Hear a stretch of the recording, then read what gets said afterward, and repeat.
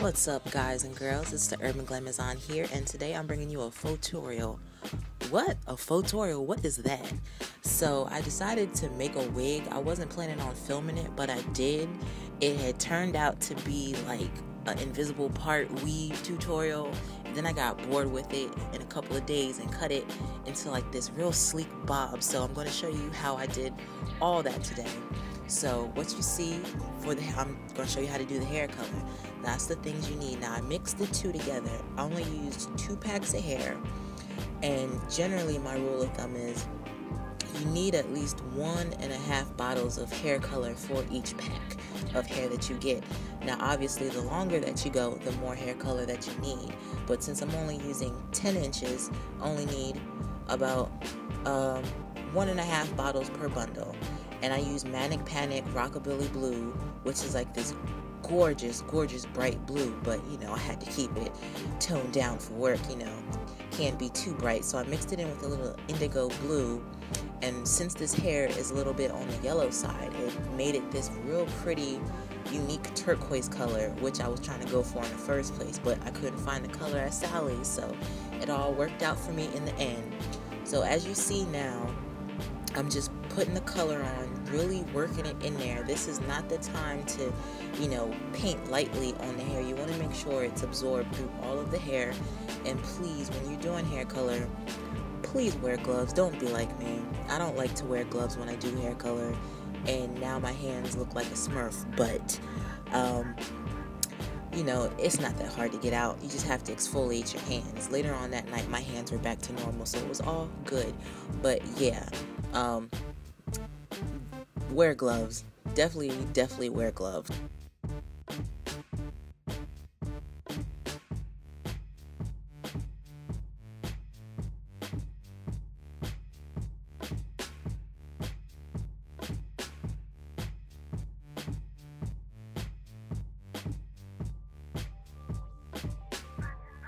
So when you're coloring the hair, you want to make sure you get both sides evenly colored, evenly saturated. And I had just enough to finish these bundles. I already did the first bag of hair, and then this is the second one.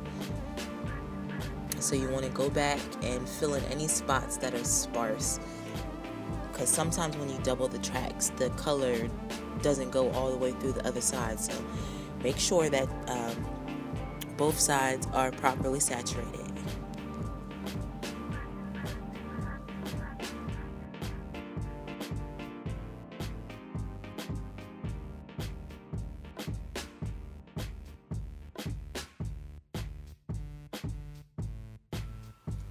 And after you're done putting all the color in there, you just want to fold it all up and kind of squeeze it and mush it all together. Make sure all the color is everywhere. You want to make sure there are no spots or any sparse areas, because with the Manic color, or just any hair color in general, if you miss a spot, it's going to affect how your hair looks, and you want one even color. So after you're all done, you wrap it up in your bag, and you are ready to mark your wig cap to make your wig.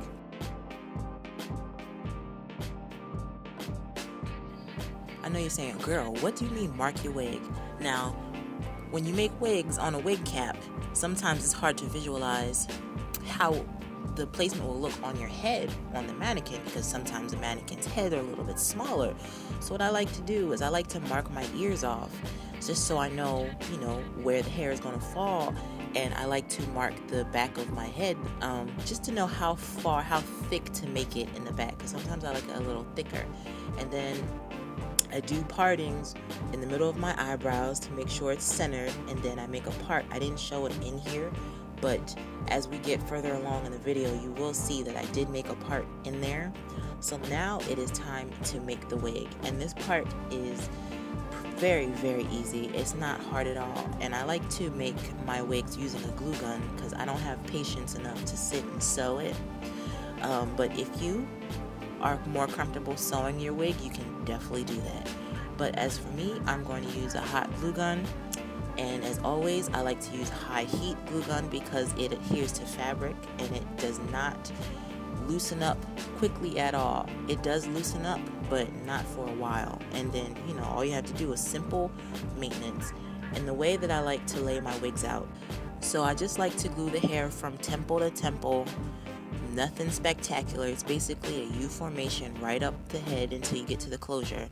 And sometimes I'll cut smaller pieces and put them in the back, and it kind of helps keep everything even, because sometimes I have a habit of gluing the hair a little lower, so I kind of fill it in as I go along just to make sure everything is moving up the head evenly.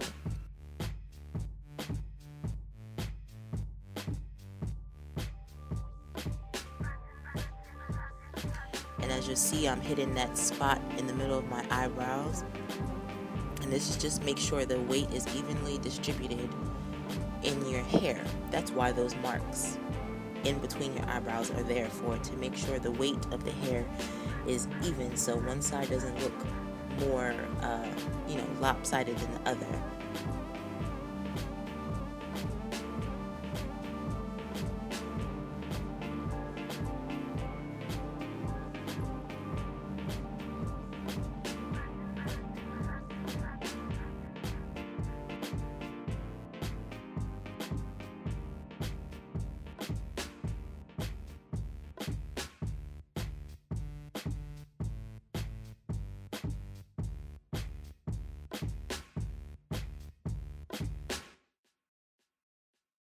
Now you can see I'm starting to get closer to my closure, and you'll see that I made a part. I made a couple parts. I was indecisive. I wasn't really sure what I wanted to do with this wig, but I'm going to do it straight back.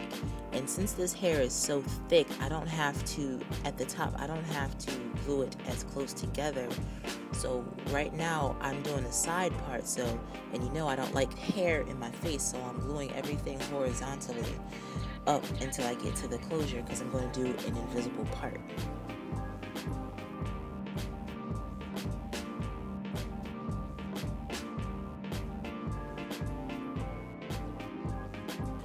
As usual, my camera won't let me be great, so I could not finish filming the end of this invisible part.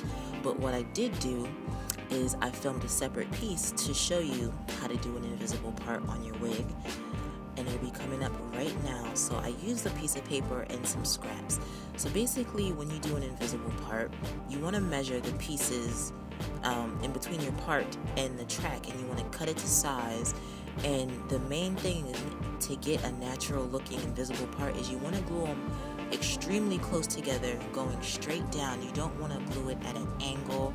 You don't want to do anything that's not straight down, because once you start gluing it on an angle, you're going to start seeing the corners of the track, and then it's just going to look jagged and just look not natural. When you do an invisible part, it's supposed to look like it's growing out of your scalp, and gluing it on the paper, it looks more harsh than it is because it's stark white paper, but it looks, when you have it in your hair, it looks so natural. Now as you can see right here, I'm kind of doing it, I'm showing you how not to do your invisible part. You see some of the pieces are uneven, it's starting to go on an angle, it just doesn't look nice, it doesn't look natural. You can see the part is, some parts are wider, it's narrow. So on one side I'm showing you the right way, and then the other side is how not to do an invisible part. We want your part to look natural. We want the part to look extremely even. We don't want it to look wide. We don't want it to look like Moses, Noah's Ark, and everybody and their grandma is running up in your part. We don't want that. Nice and natural. So as you can see, this is the right side, how to do an invisible part, and this is the wrong side. You see it's jagged. Doesn't look very nice, does it? No, not at all.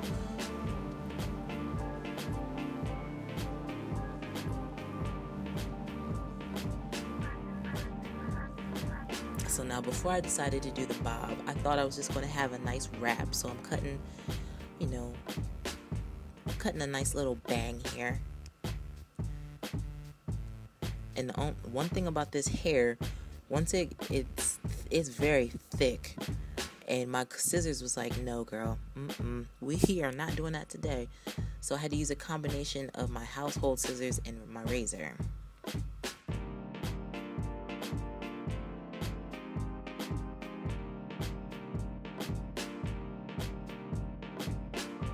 So I'm just cutting light layers into the hair. So I wasn't sure what I wanted to do with it.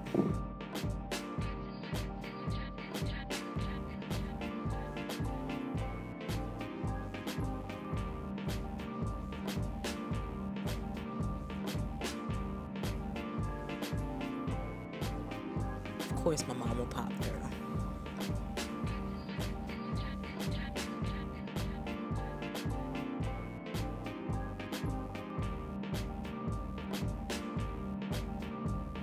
So this was the after result. It was cute for a couple of days, but I got bored with it because it's just so plain. It wasn't me enough. So after a couple of days, I decided I wanted to do a bob.